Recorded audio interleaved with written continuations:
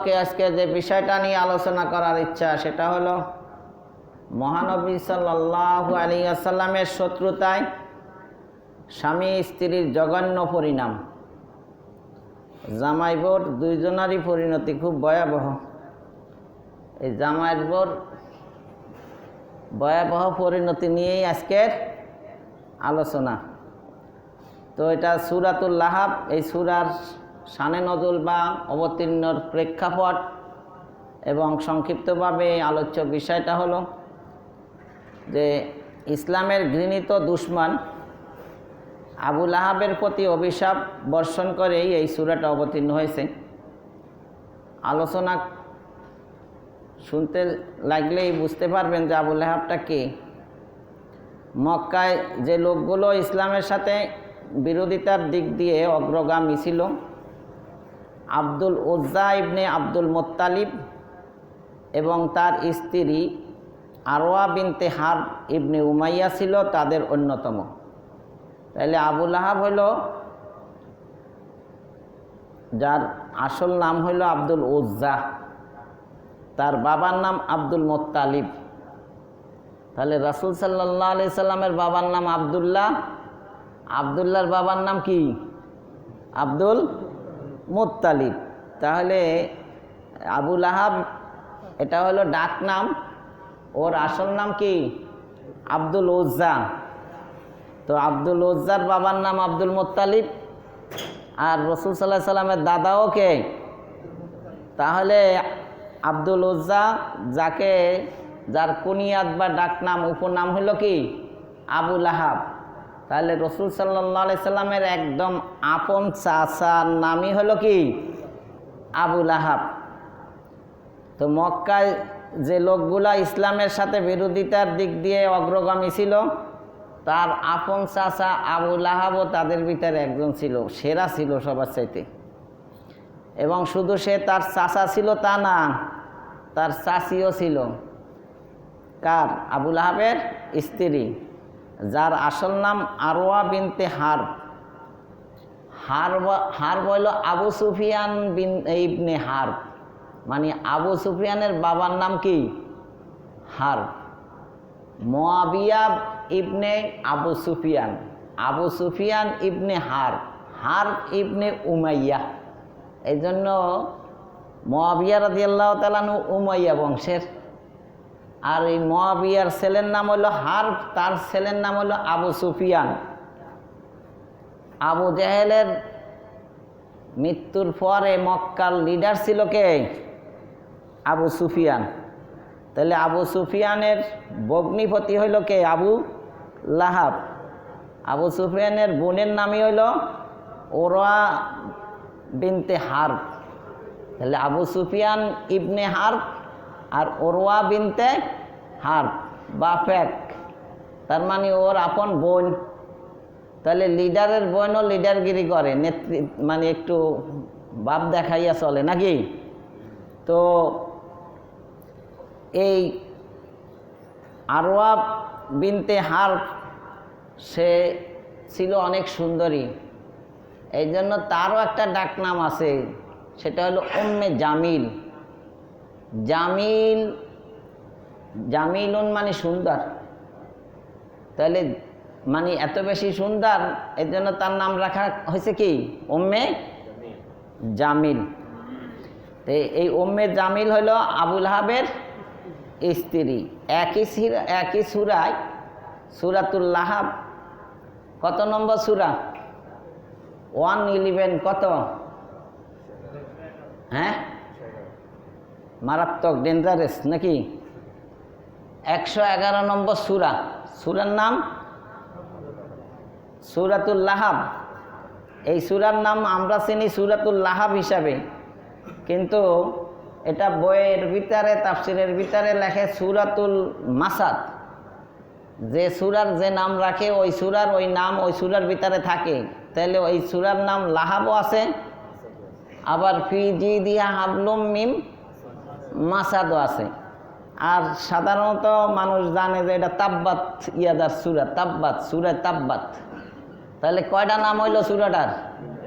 একটা কি সূরা মাসাদ, একটা সূরা তাব্বাত, আর একটা সূরা লাহাব, সবই ঠিক আছে।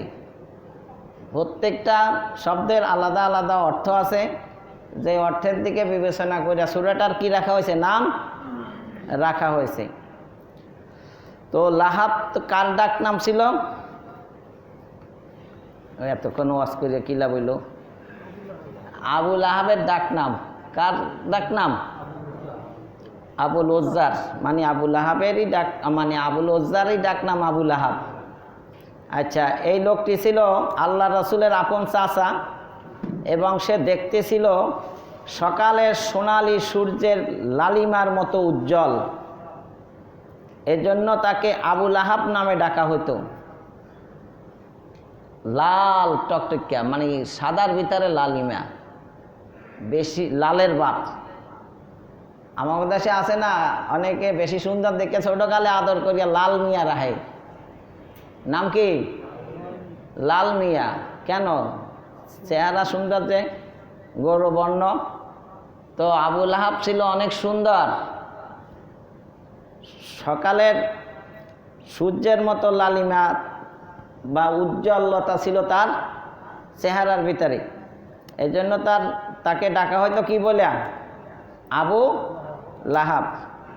তার স্ত্রীও দেখতে অপূর্ব সুন্দরী ছিল, এই জন্য তাকে উম্মে জামিল বলা হতো। এই আবু লাহাব এবং তার স্ত্রী আত্মীয়তা ও নৈতিকতায় যাবতীয় বন্ধন ছিন্ন করে অত্যন্ত নিষ্ঠুর পদ্ধতিতে আল্লাহ রসুলের সাথে বিরোধিতা করে যাচ্ছিল। তার নির্মম পরিণতির কথা উল্লেখ করি এই সূরাতুল লাহাব মক্কা অবতীর্ণ হয়েছিল। কেন সূরাতুল লাহাব অবতীর্ণ হয়েছে?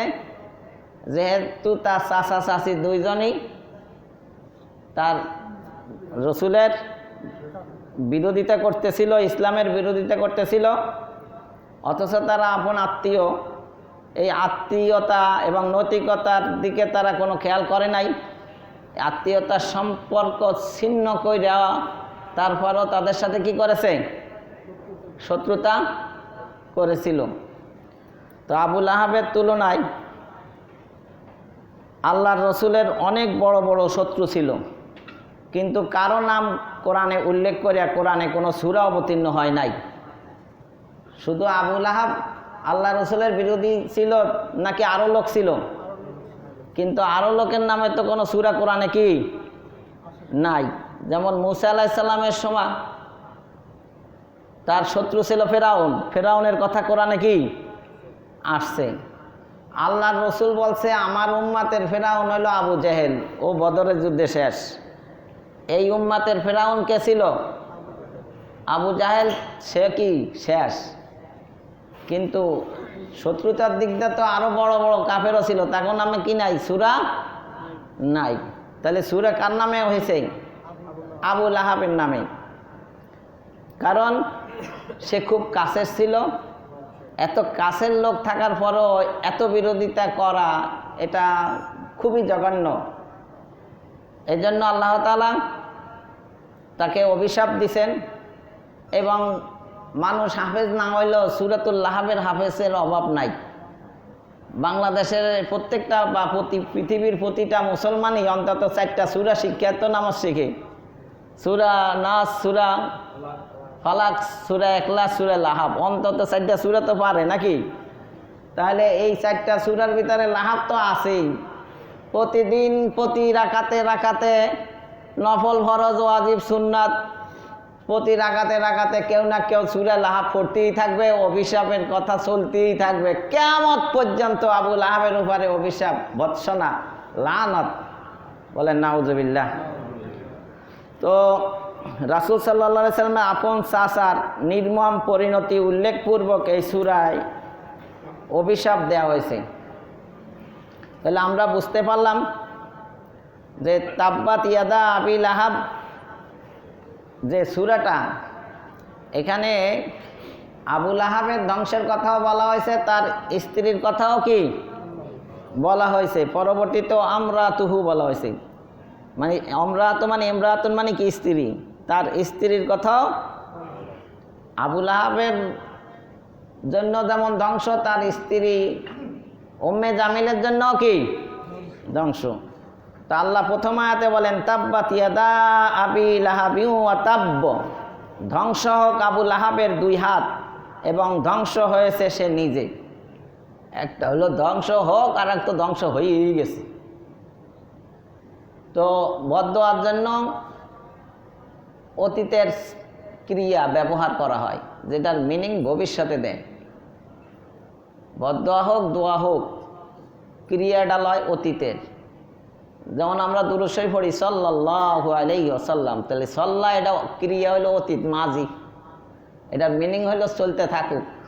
আল্লাহর রহমত তার হাবিবের উপরে কি বর্ষণ হইতেছে, হইতে থাকবে। তো এখানে ধ্বংস হোক, হইতে থাকবে। আবু লাহাবের অনুসারী যারা আছে, আবু লাহাবের মতন তাদের উপরেও কি ধ্বংস। তো এই সূরা কখন নাজেল হইল, কেন এই শব্দ দিয়া এই সূরা নাজেল হইল, এটার কারণ লেখেন আল্লাহ রসুল সাল্লাল্লাহু আলাইহি ওয়াসাল্লাম প্রথম পর্যায়ে যখন নবী হইলেন তখন তো ঘরোয়াভাবে দাওয়াত দিতে আরম্ভ করলেন। সর্বপ্রথম মুসলমান হইলেন তার স্ত্রী খাদিজাতুল কুবরা রাদিয়াল্লাহু তাআলা আনহা, তারপরে তার বন্ধু আবু বকর সিদ্দিক রাদিয়াল্লাহু তাআলা আনহু। বয়স্কদের ভিতরে আবু বকর সিদ্দিক রাদিয়াল্লাহু তাআলা আনহু প্রথম ইসলাম গ্রহণ করেন, আর ছোটদের ভিতরে হযরত আলী রাদিয়াল্লাহু তাআলা আনহু সর্বপ্রথম কি করেন, তার চাচাতো ভাই পরবর্তী ফাতেমাতুজ জোহরা রাদিয়াল্লাহু তাআলা আনহার স্বামী হাসান হোসেন রাদিয়াল্লাহু তাআলা আনহুমার বাবা কি করেন, আলী আবু তালেবের সন্তান কি আলী রাদিয়াল্লাহু তাআলা ইসলাম গ্রহণ করেন। তারপরে গোলামদের ভিতরে হযরত যায়েদ বিন হারেস রাদিয়াল্লাহু তাআলা আনহু ইসলাম গ্রহণ করেন। আবু বকর রাদিয়াল্লাহু তাআলা আনহু তার বন্ধু উসমান রাদিয়াল্লাহু তাআলা আনহুকে দাওয়াত দিয়া ইসলাম গ্রহণ করান। তাহলে উম্মাতের ভিতরে সর্বপ্রথম দাওয়াত ও তাবলীগের কাজ কি করছে, হযরত আবু বকর সিদ্দিক রাদিয়াল্লাহু তাআলা আনহু।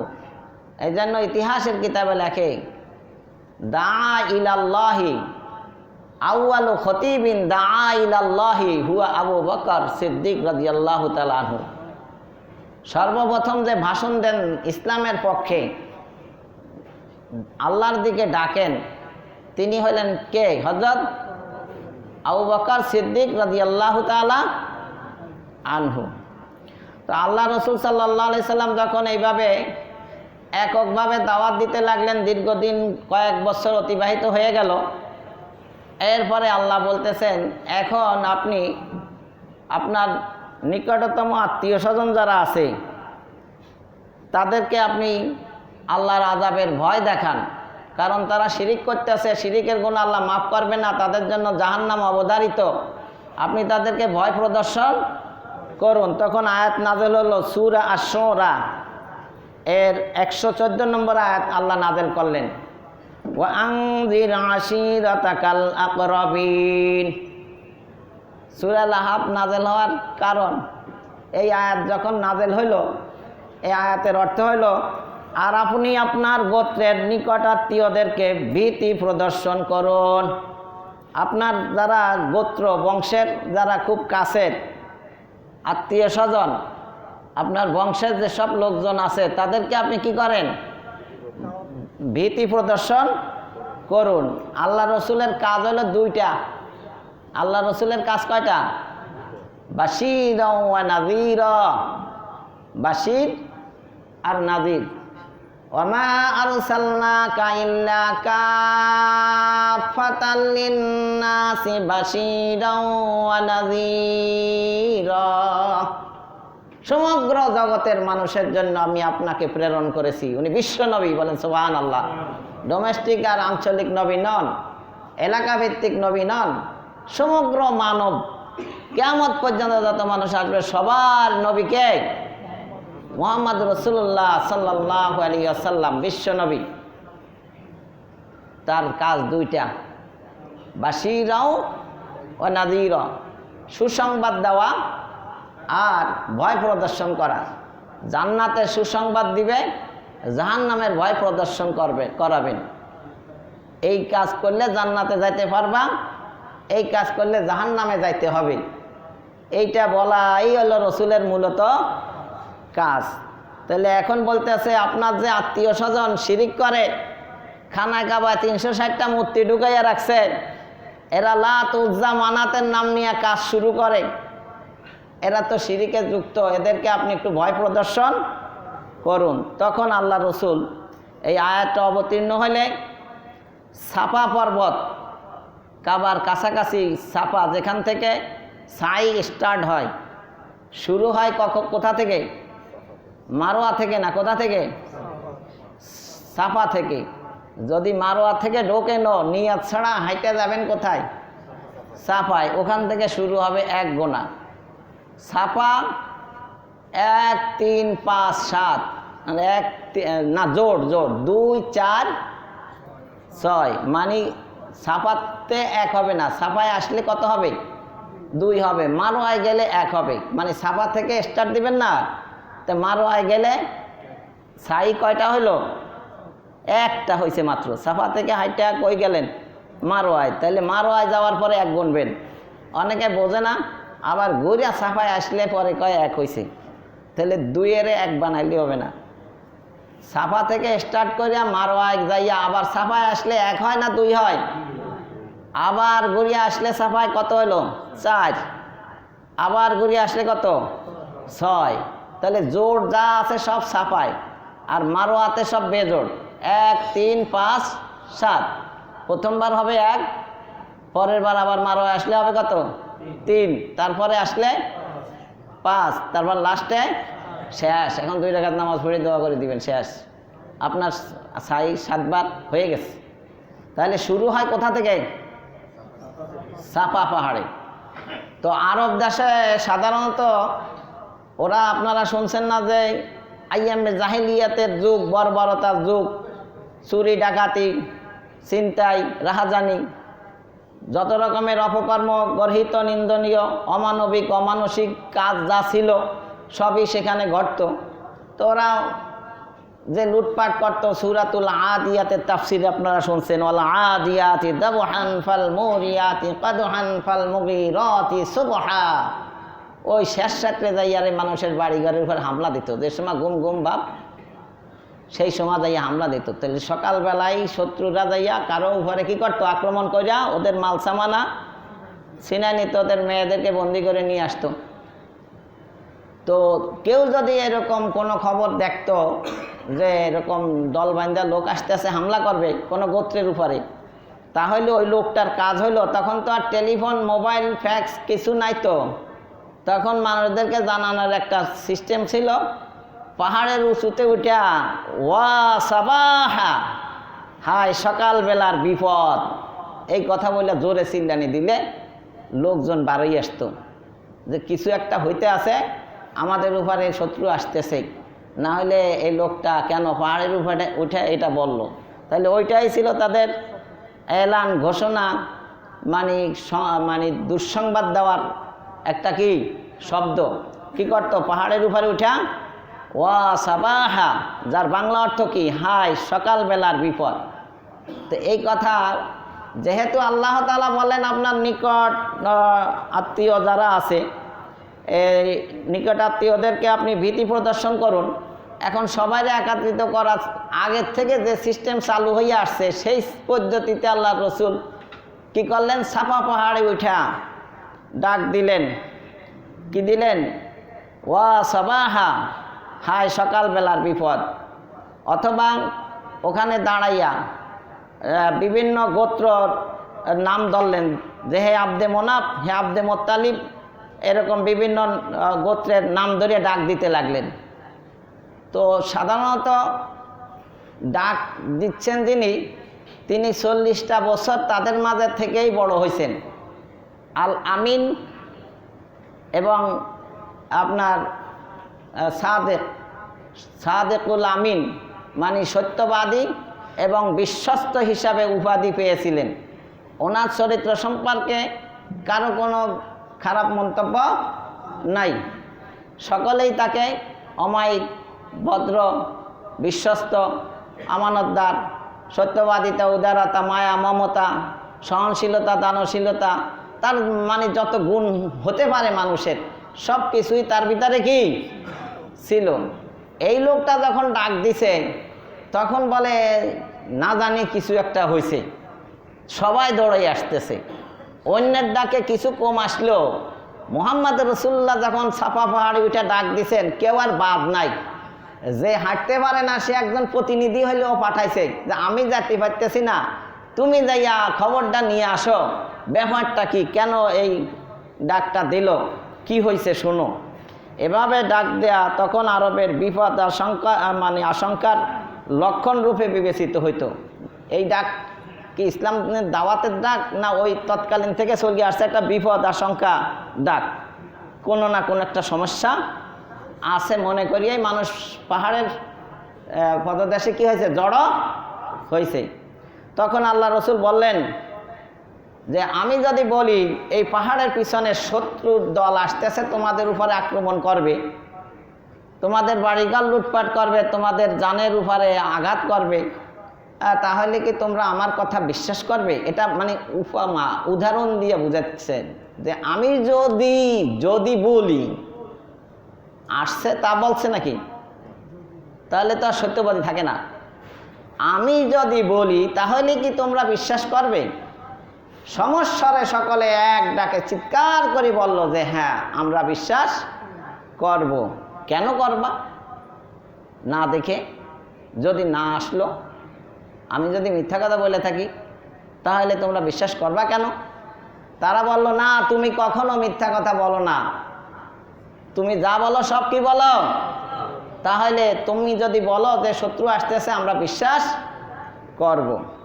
তখন আল্লাহ রসুল বললেন আমাকে যদি সত্যবাদী এবং বিশ্বাসী মনে করো তাহলে শোনো, তোমরা যে শিরিক ও কুফরের সাথে যুক্ত আছো, এই শিরিক ও কুফরের কারণে আল্লাহর পক্ষ থেকে নির্ধারিত এক ভীষণ আযাব সম্পর্কে তোমাদেরকে সতর্ক করছি। তোমাদের উপরে ভীষণ আযাব আসতেছে। এই আযাব কি দুনিয়ার আযাব না আখিরাতের আযাব? এটা কি কারণে? শিরিক কুফরের কারণে।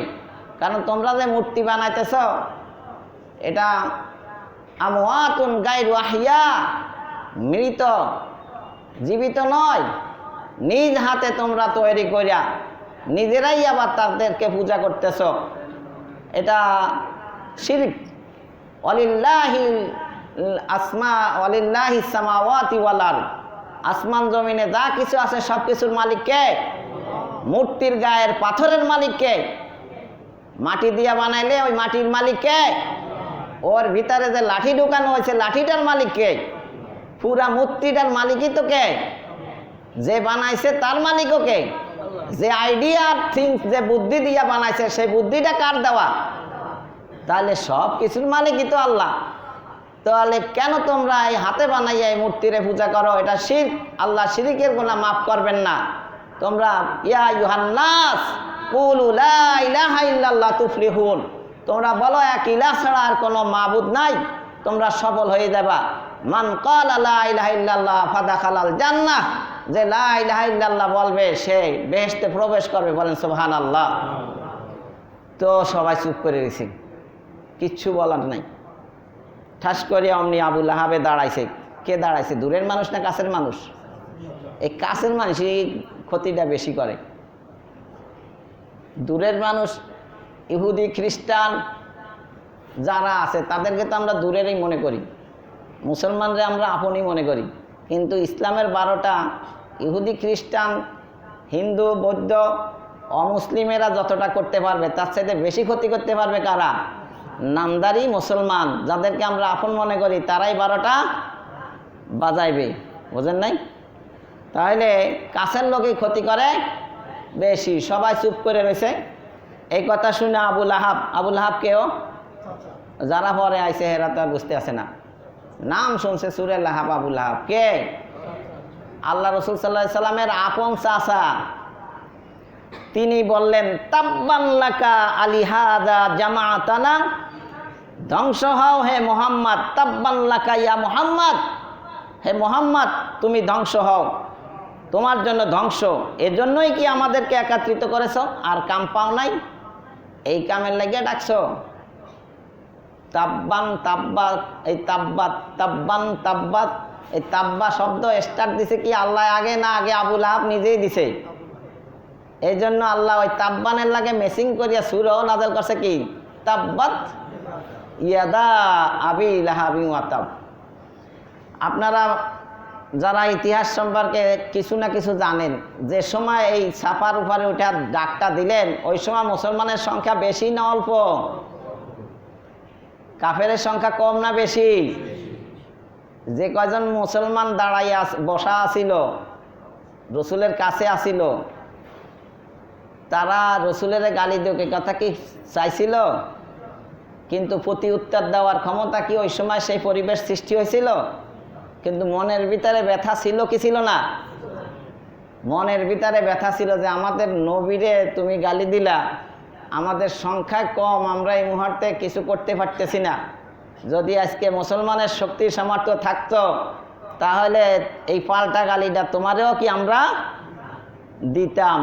তা আল্লাহু আলিমুম বিযাতিস সুদূর, আল্লাহ মানুষের মনের খবর জানে কি জানে না? তো মুসলমান সংখ্যায় কম হইল, আল্লাহ রসুলকে যখন গালি দিল, কে গালি দিল বলেন তো? আবু লাহাব। ওর আসল নাম কি ছিল? আব্দুল উজ্জা। তার বাপের নাম কি ছিল? Abdul Muttalib. আব্দুল মুত্তালিব কে? রাসূল সাল্লাল্লাহু আলাইহি সাল্লামের আবার কয়সা আছে বলি দাদা। তার বাবার নাম আব্দুল্লাহ, আব্দুল্লাহর বাবার নাম কি? Abdul Muttalib. তা আপন চাচা যখন গালি দিছে, তো এর সাথে আর কষ্ট কি আছে বলেন? তো মুসলমানের মনেও কষ্ট, আল্লাহ রসুলের মনেও কি? একটা দূরের মানুষ গালি দিয়ে দিও, আপন চাচা হইয়া সে গালি দিল, এটা কি মেনে নেওয়া যায়? অনেক কষ্ট। আল্লাহ তার হাবিব মুহাম্মদুর রাসূলুল্লাহ সাল্লাল্লাহু আলাইহি ওয়াসাল্লামের মনের কষ্ট এবং মুসলমানের মনের কষ্ট বুঝতে পেরে তিনি তার পক্ষ থেকে গালিটা পাল্টা গালি দিয়া সূরাতুল লাহাব নাযিল করলেন। বললেন তাব্বাত ইয়াদা আবি লাহাবি ওয়া তাব্ব, আমার নবী ধ্বংস হয় নাই হে আবু লাহাব, তুই নিজেই তোর দুই হাত এবং তুই নিজেই ধ্বংস হয়েছিস। বলেন সুবহানাল্লাহ। তাহলে ধ্বংস কে হয়েছে? আচ্ছা, দুইটা হাতের কথা আগে বললো কেন? ও শুধু তুই ধ্বংস হয়েছিস, হয়তো হাত উঠাইয়া কইছে তুই মুহাম্মদ ধ্বংস হয়েছ, এই জন্য ডাকছে, তাই হাত উঠাইছে দেখে হাত ধ্বংস। অথবা কোনো কোনো তাফসির কারকেরা লেখেন পাথর উঠাইছে ও মুহাম্মদ সাল্লাল্লাহু আলাইহি ওয়াসাল্লামকে মারার জন্য, তুই এই জন্য তাব্বান লাকা লিহাযা জামাতানাও বলছে, আবার পাথর উঠাইয়া মারতেও চাইছে। কাকে? মুহাম্মদ। এই জন্য দুইটা হাত উঠাইছে দেখে পয়লা ছুটে তোর হাত ধ্বংস হোক। আর পারিভাষিক হিসাবে সমাজের রীতিনীতি অনুযায়ী যে হাত বলতে যেটা বলায়, তোমার হাত ভেঙে দিব, তার মানে তোমার শক্তি শেষ করে দিব, তোমার গর্ব খর্ব করে দিব, তোমার আর সহযোগী কেউ থাকবে না, তোমার দম্ভ, তোমার গর্ব, তোমার শক্তি, ঐতিহ্য, তোমার মেধা, তোমার কলা কৌশল সব শেষ করে দিব। এইটাই হলো তাব্বাত ইয়াদা, তোমার হাত ধ্বংস হোক, মানে তোমার সব ক্ষমতা ধ্বংস হয়ে যাক। ক্ষমতা ধ্বংস কীভাবে হয়েছে দেখেন। বদরের যুদ্ধ শুরু হয়ে গেছে, বড় বড় লিডাররা গেছে, আবু লাহাব তো আবু জাহেল তো কাবা শরীফ ধরে দোয়াও করছিল যে আল্লাহ হকের বিজয় দিও। ও জানতো ওই হকে আছে, কিন্তু হক কি ও না মুহাম্মদ সাল্লাল্লাহু আলাইহি সাল্লাম? তাহলে আবু জাহেলের দোয়াটা কবুল হয়েছে তো? কি কবুল হয়নি? হেকা হয়নি বলে আবু জাহেলকে কইছে নি আমার বিজয় হোক? আবু জাহেল তো বলছে হকের বিজয় হোক। তাহলে কাবা শরীফ ধরে দোয়া করলে দোয়া কি হয়? তো আবু জাহেলের দোয়াও তো কবুল হয়েছে। এখন এর পক্ষে হয়েছে না বিপক্ষে হয়েছে? পক্ষে হয় নাই, বিপক্ষে হয়ে গেছে গা। তো বড় বড় লিডাররা ওখানে অংশগ্রহণ করছে। আবু লাহাব নিজে যায় নাই, কিন্তু অস্ত্র শস্ত্র কেনার জন্য যা লাগে অর্থ করে সব দিছে। কে? আর এক লোকের কাছে 4000 দিনার পাইতো। ওরে কইছে তোর টাকা ফেরত দেওয়ান লাগতো না, আমার পরিবর্তে তুই বদরের যুদ্ধে যা। ওরে ফাটাইয়া দিছে। তো যখন ওখানে শোচনীয় পরাজয় হয়েছে, প্রায় 70 জন কাফেরের দুনিয়া থেকে বিদায় দিয়ে দিছে মুসলমানেরা, 313 জন সাহাবি।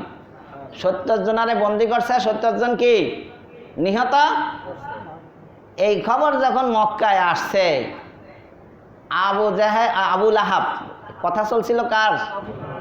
আবুল আহাবের যে সহযোগী যারা আছিল, তারা যখন বদরের যুদ্ধে মারা গেছে, এখন ও তো আর শক্তি সামর্থ্য নাই। এই তাব্বাত ইয়াদা মানে ওর 2টা হাত শেষ, মানে কি লিডাররা সব শেষ। এমন টেনশনে পড়ছে, বিছনায় শুয়ে পড়ছে, এই শোয়া আর ওটার শক্তি পায় নাই। 7 দিন পরে ও মারাই গেছে। মারা গেছে সংক্রামক চর্মরোগ, তাউন বা প্লেগ রোগ, বা ওই যে গুটি বসন্ত, শরীরের অংশ পচা পচা, বিভিন্ন দুর্গন্ধ শরীরে আসা শুরু হয়েছে। ঘরের লোকজন ওরে ধরে নিয়ে বাইরে থুয়ে দিচ্ছে, কেউ আর কাছেও যায় না। আছে রোগ মনে করিয়া।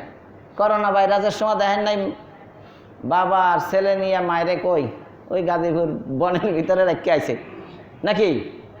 কি ঘটনা ভুলে গেছেন নাকি? করোনার সময় খালি আলেম ওলামা হুজুর গালি দেন, হেরাই তো আপনাকে লাশ দোয়াইছে, কেউ তো সাহস করি আগানো নাই। কারণ ইসলামে কোনো ছোঁয়াছি বলতে কিছু নাই। হুজুরদের সাহস দেখছেন তো, তারাই তো প্রথমে এটা আগাইছে। পরে ডাক্তাররা টেস্ট করে দেখছে যে মানুষটা মরলে করোনা ভাইরাসও মরে যায়।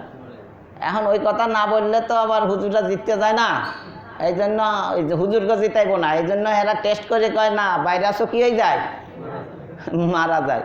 আল্লাহ জানে মারা যায় কি যায় না। মোটামুটি তারা জিততে গেছে আর কি, মানে আমাদেরকে আর জিততে দেয় নাই।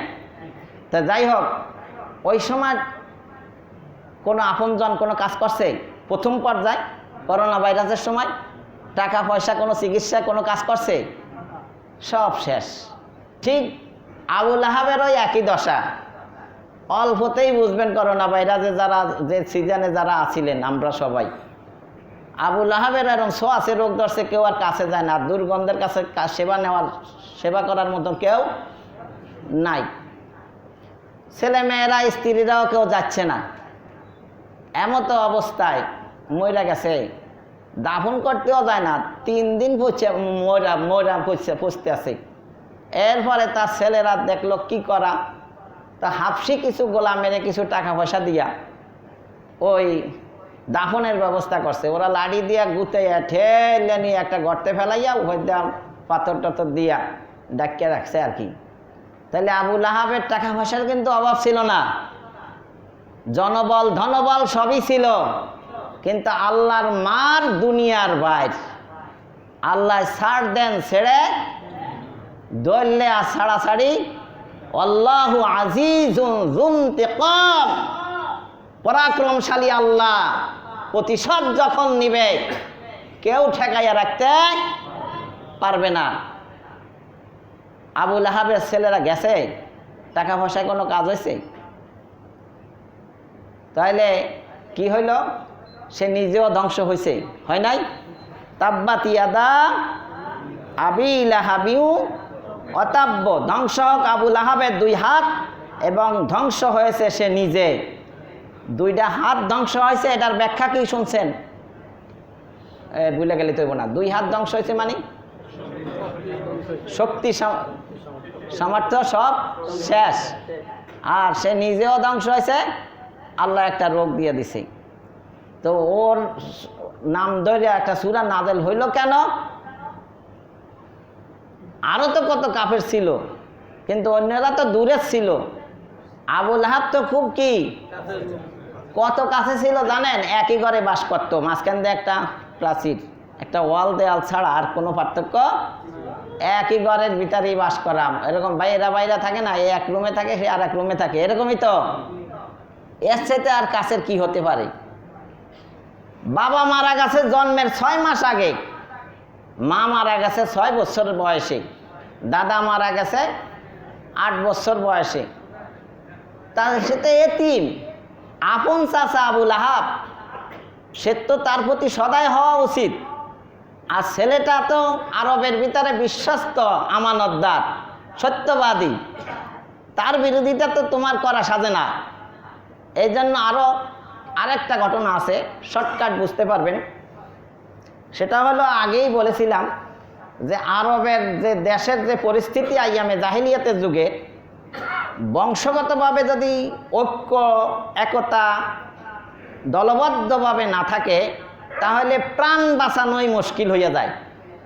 কারণ ওরা ডাকাতি করে, ছিনতাই করে, এক গোত্র আসে আর এক গোত্রের উপরে কি করে, হামলা করে। তো এমতো অবস্থায় আবু তালেব কিন্তু মুসলমান হয় নাই, তারপরেও তার আত্মীয়তার বন্ধন আইয়ামে জাহিলিয়াতের যুগে যে সিস্টেমটা চলে আসছিল, যে সবাই ঐক্য একতার ভিতরে থাকবে, আত্মীয়তার বন্ধন কি থাকবে, অক্ষুণ্ণ থাকবে, বিচ্ছিন্ন হবে না, সেটা কিন্তু ঠিক রাখছিল আবু তালেবে। এই জন্য 3 বছর, 1 বছর না, কয় বছর, 3 বছর এই আরবের কাফেরেরা এই মুহাম্মদ সাল্লাল্লাহু আলাইহি সাল্লামের বংশসহ, কারণ মুহাম্মদ সাল্লাল্লাহু আলাইহি সাল্লামের উপরে ঈমান আনে নাই, কিন্তু মুহাম্মদ সাল্লাল্লাহু আলাইহি সাল্লামরে তো কাফেরদের হাতে ঠেলে দেয় নাই। ওই আত্মীয়তার বন্ধন মানে অটুট অক্ষুণ্ণ রাখার জন্য বাইরের লোক ইসলাম গ্রহণ করলে তো করবে, না করলে নাই, কিন্তু মুহাম্মাদের উপরে ফুলের টোকা দেওয়ার সাহসও কারো নাই, কারণ বংশগতভাবে তারা সাপোর্ট দিচ্ছে। তা আবু তালেবও তার ভিতরে একজন। 1 বছর না, প্রায় 3 বছর সম্পর্ক ছিন্ন করে রাখছে, এক হিসাবে জেলখানায় ঢুকানোর মতন। এদের সাথে কোনো কেনা বেচা লেনদেন কিছু চলবে না। আর আবু লাহাবের টাকা বেশি, তো দূরের থেকে কোনো ব্যবসায়ী বণিকেরা মাল নিয়ে আসলে বলতো মালের দাম বাড়াইয়া দাও যদি এরা কিনতে চায়, আর তোমার মাল বেচা না হলে সব মাল আমি কিনে নেব। শয়তানিটা কে করলো? আবু লাহাবকে এই বংশের ছিল না। এজন্য আল্লাহ রসুলের হাদিস হলো লা ইয়াদখুলুল জান্নাতা কাতিউ রাহমিন, আত্মীয়তার বন্ধন ছিন্নকারী জান্নাতে প্রবেশ করবে না। এই আত্মীয়তার বন্ধন সর্বপ্রথম ছিন্ন করছে কে? আবু লাহাব। এখন তো মোবাইলের যুগ, খালা কেমন আছে, চাচি কেমন আছে, চাচির সাথে তো আপন, এটা 5টা স্টেপ আছে আত্মীয়তার। মা বাবা, নিজের পিতৃকুল, মাতৃকুল, শ্বশুরালয় হলো 3 নম্বরে পড়ছে ওইটা। এখন তো সবাই ওইদিকেই আগে মারে, ফোনটা আগে বাবার দিকে মারবো না, তারপরে এটা শ্বশুর বাড়ির দিকে, এখন আগেই মারা দেয় ওইটার দিকে না, নানা বাড়ির দিকে 2য় নম্বরে। তাই এখানে দেখা যায় যে আত্মীয়তার সম্পর্ক ছিন্ন করার কারণে আল্লাহর কাছে এটা খুব মারাত্মক।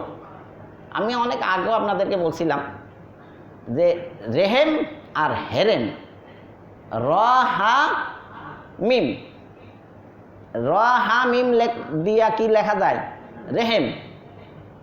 র হা রেহেম, রেহেম মানে হইল এই মায়ের যে গর্ভ, বাচ্চাদানি, এই গর্ভাশয়, এটা হলো কি রেহেম। তার মানে এইটাই আত্মীয়তার সম্পর্ক। আর হেরেম হইল হা র মিম, হেরেম, হারাম যাই বলেন, হেরেম শরীফ। তাহলে হেরেম লিখতে কয়টা অক্ষর লাগে? ওই 3টাই। র হা মিম রে উল্টাইলে কি হয়? হা র হেরেম। মানে হেরেম শরীফের যেমন মর্যাদা সম্মান, রেহেমেরও এরকম সম্মান। আত্মীয়তার সম্পর্ক যেমন দামি, খানায় কাবা যেমন দামি, আত্মীয়তার সম্পর্ক কি এরকম দামি। আল্লাহ রসুল সাল্লাল্লাহু আলাইহি ওয়াসাল্লাম বিদায় হজের সময় ভাষণ দিলেন, কেউ যদি আত্মীয়তার সম্পর্ক ছিন্ন করে আসো, দয়া করে তুমি চলে যাও, কারণ তোমারে নিয়ে দোয়া করলে দোয়া কবুল হবে না। বলেন তো দোয়া করবেন কে? সাধারণ হুজুরে না সকল নবীদের সর্দার? আল্লাহর হাবিব আশরাফুল আম্বিয়া রহমাতুল্লিল আলামিন, তিনি বলতেছেন আমার দোয়া আল্লাহ কবুল করবে না। আচ্ছা বলেন তো আমিন বলবো কি? আপনার মতো মুসল্লি না সাহাবায়ে কেরাম? জায়গাটা কি এই সাধারণ মসজিদ না আরাফার ময়দান? তাহলে আরাফার ময়দানের মতন জায়গায় সাহাবাদের মতন লোক আমিন বলবে, সাইয়্যিদুল মুরসালিন দোয়া করবে, এরপরে বলে তার দোয়া কবুল হবে না যদি এমন কোন লোক অংশগ্রহণ করে মোনাজাতে যে লোকটা আত্মীয়তার সম্পর্ক।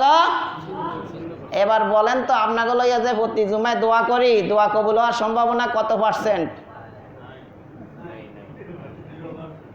কি বলেন? তাহলে এটা আপনারাই বুঝে নেন। এক সাহাবী বাড়ি গেছে গা, ওইটা চলে গেছে, কতক্ষণ পরে সে আবার ফিরে আসছে। জিজ্ঞাসা করলো আপনি গেলেন কেন আর আসলেন কেন? আমরা তো মনে করছি আপনি আত্মীয়তার সম্পর্ক ছিন্ন করছেন, আপনি চলে গেছেন, আবার দিয়ে চলে আসলেন, বিষয়টা তো বুঝলাম না। ওই সাহাবী বলে আমার এক খালার সাথে মনোমালিন্য ছিল, তো সে বছর হজ করতে আসছে আর এক তাঁবুতে ছিল, আমি তার কাছে যেয়ে ক্ষমা চেয়ে আসছি, আমি সম্পর্ক করিয়ে আসছি, আবার ফিরে আসছি। বলেন সুবহানাল্লাহ। তাহলে আত্মীয়তার সম্পর্ক রাখলে হায়াত বৃদ্ধি পাবেন, ইজ্জত সম্মান পাবেন, ধন দৌলত পাবেন, দুনিয়াতে যা লাগে সবই পাবেন। বলেন সুবহানাল্লাহ। তাহলে আত্মীয়তার সম্পর্ক রক্ষা করিয়া চলতে হবে, না হলে একুলও হারাবেন ওকুলও হারাবেন। ওকুল কোনটা? লা ইয়াদখুলুল জান্নাতা কাতিউর রাহমিন।